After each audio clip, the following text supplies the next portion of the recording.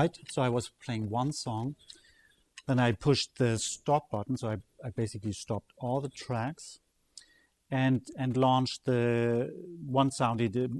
Quite often it is the bass sound I'm launching. And I launched the bass sound of the new song. And within that raster of, those 2-bar loops Ableton is giving me,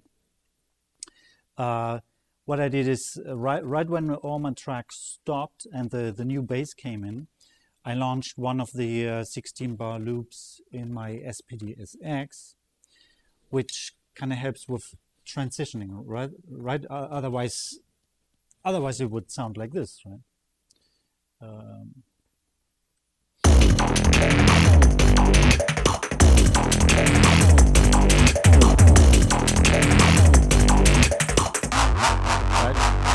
Which is not bad. Sometimes I do that, but it's certainly nicer if you have something like this running.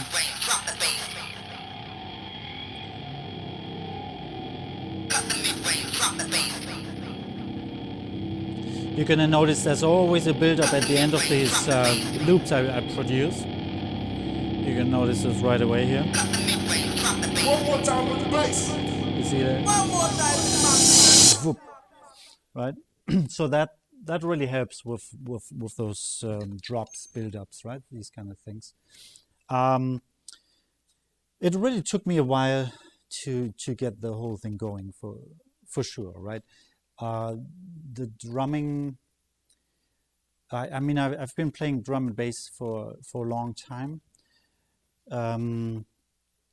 When I started fooling around with adding the DJ part to the drumming, at first I struggled quite a bit with that flow of a DJ mix, right? That was actually the hardest thing to do. I mean, obviously playing drum and bass on the drums is difficult enough because of the high tempo. But adding the DJ stuff on top of that really created a challenge. And I think it took me about a year to get the whole thing going and to kind of learn how to not screw up those, switching from one tune to the next. It really, like when I perform nowadays, it hardly ever happens. And even if I push the wrong button, I'm very quick nowadays in a kind of masking it, right? There was the odd occasion where I managed to push the stop all clips button, so the music stopped entirely. And what I do in that case, since I suddenly have a 2-bar big hole, I just launch a drum fill and come back with the music right away. So people usually don't even notice, right? But it happens, thankfully, very, very seldom. It's a matter of practicing. It's just like practicing an instrument. Here it's practicing several instruments and in order to get performance going, right?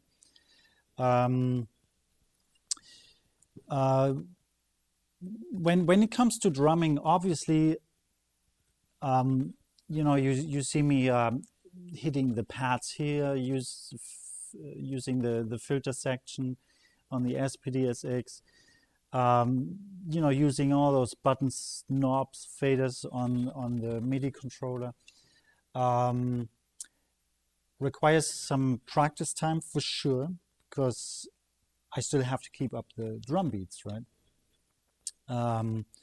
So what I practiced a lot is one-handed grooves, one-handed. I wouldn't really say drum and bass grooves, but just like keeping the snare on 2 and 4, having the bass going. Basically, so something like this, right?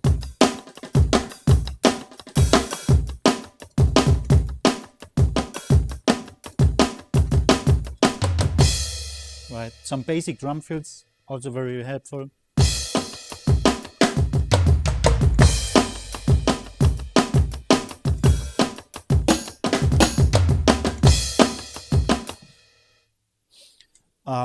This is very helpful, right? Because I need my left hand for manipulating the music I'm playing, right?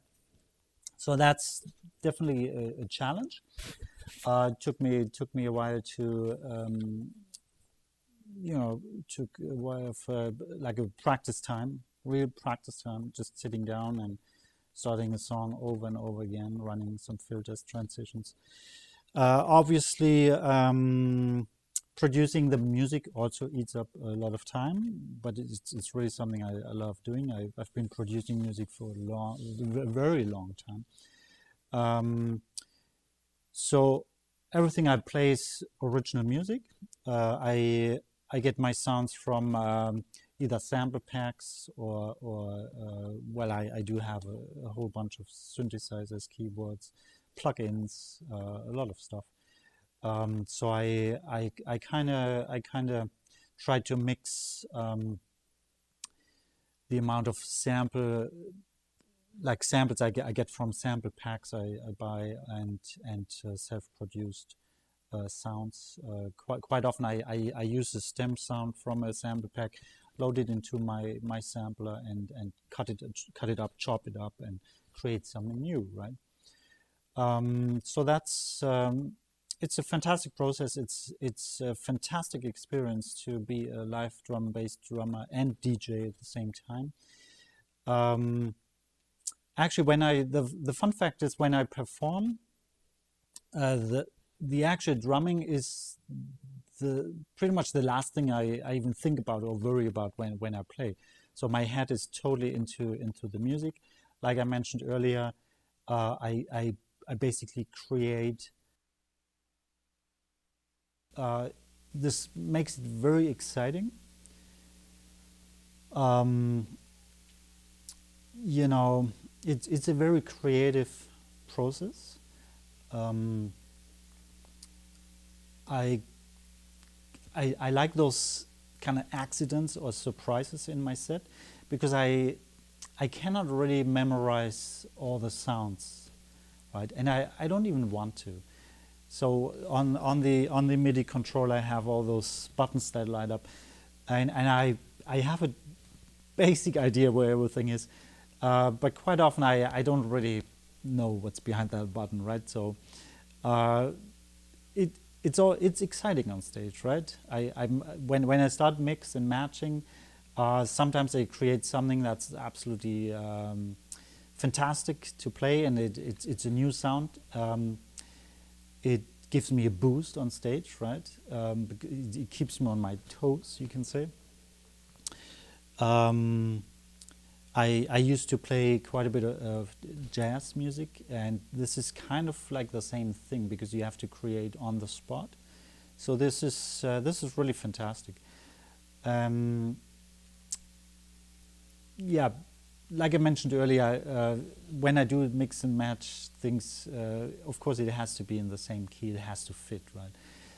Otherwise, it would certainly get me into trouble on stage.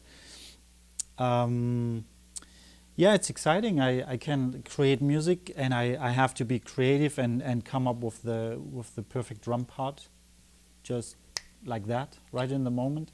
Sometimes it takes me a bar or two to get into the right groove, but then it's live drum and bass. I keep it alive.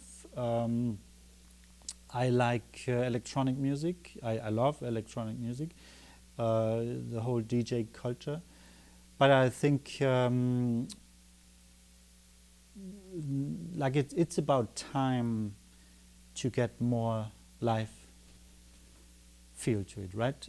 More action musicians on stage playing with DJs, or in this case doing everything on their own. I also like to jam with DJs. That's also part of what I do. It's great, but I do actually prefer to play my own original music because, like I just said, it gets me in a place that's really exciting for me, and yeah, I just love doing that. Yeah, so hopefully I answered a lot of these questions I get all the time. I tried my best to. I probably missed quite a bit of stuff. Well, this is going to be uploaded on YouTube, so you have the comments down there, so you can ask me anything you want. I will do my best to answer some of your questions. Yeah, like I said, I probably forgot a ton of things to do. It is quite a complicated setup, right? So yeah, hopefully, if you have the chance, come out to one of my shows and experience it live. It has, of course, an entirely different vibe to it. If it, if it's played on a stage in a club through a big PA system, it's quite massive, right? A lot of fun. So hopefully, see you out there, and thanks for watching.